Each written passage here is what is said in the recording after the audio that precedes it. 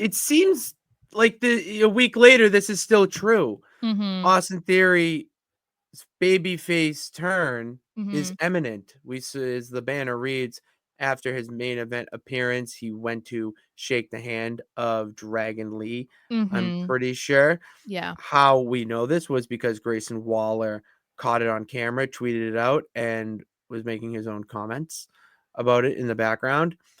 What we've seen on Raw between the bickering between Waller and Theory, and then last week while Bailey was making her way to the ring, New Day is standing side by side by Waller while Theory is pleading his case or arguing with him or something. Mhm.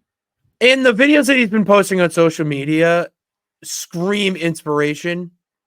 And his tag team partner is not putting out videos for inspiration. So No, he's actually it's made fun of him for doing it. exactly my point. Mhm. It We need this more than we need air to breathe and I want it to happen sooner rather than later.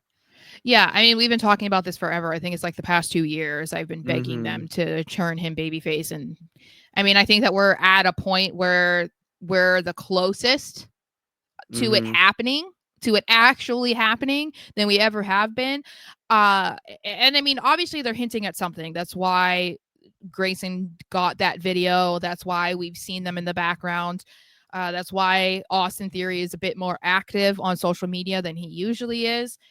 I just, like I said, when we kind of talked about it recently, I just want to see more of it on screen. I want to actually hear what they're saying. I want to see some sort of like leg physicality or something between them. I want to see interactions that we can actually like talk about instead of being like, oh, this is what it kind of looked like in the background of somebody backstage. I think that's the only way that people are going to like actually care about Mhm. Theory turning on Waller, because I think at Mhm. this point people want to see it, but a lot of that is on the IWC, and the only way that you can get that kind of reaction that you want from like a babyface turn like that is to get people invested in it, and we need to see what's going on. It can't just be a 5-second clip of them arguing or looking like they're arguing in the background. Mhm. We need to actually see something happen. So I'm hoping that we'll get there. I mean, there's no reason for them not to do that. I mean, they have technically they can be on air however long they want. Technically on So, Netflix, you absolutely can, yeah. yeah, so there's no reason that they can't fit in a segment with Theory and Waller every week. Mhm. Like, it doesn't even have to be a match. It doesn't have to be a 5-minute thing. It could be an interview, and one that we all see also, not just like an interview with Kathy Kelly during the commercial break like they did with Penta last week. I hate that. I So do gotta I. download NordVPN. We gotta invest in that for the show, Sarah, because I'm sick of watching Netflix, raw Netflix with ads while shit is going on.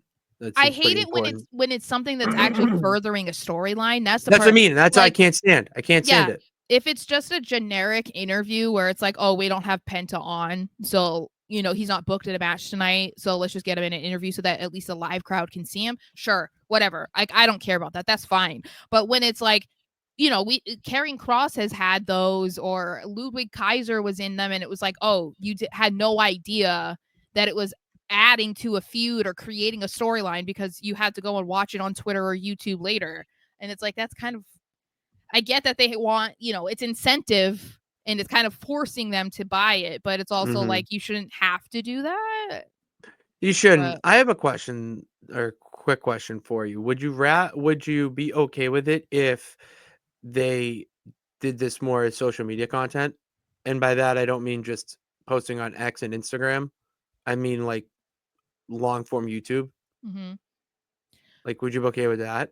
If they posted it on YouTube, Like they did something of a backstage segment yeah. and it I ended mean, up being on YouTube and it was more long form and not short form like what we see on X with the quick clips from the back. yeah. I don't mind. Like I said, I don't mind the quick clips or whatever when it's not necessarily creating something that we haven't seen already.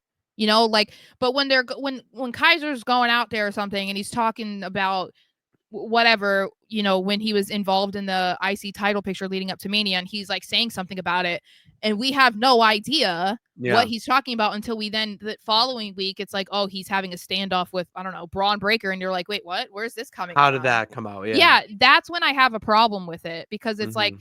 not everybody is in a position to be able to afford to pay for no ads, because it might only be $5 to $10, but not everybody has the extra cash to do that. So it just Disposable seems a income. little unfair for WWE to do that. And then at the same time, you could argue it's unfair that they're asking people to do that and then they post the clips online, because then why are you paying the extra for no commercials if you're just going to give it out for free later? So Exactly. it's one of those things where it's like, yeah, it's frustrating, but it is what it is at that point,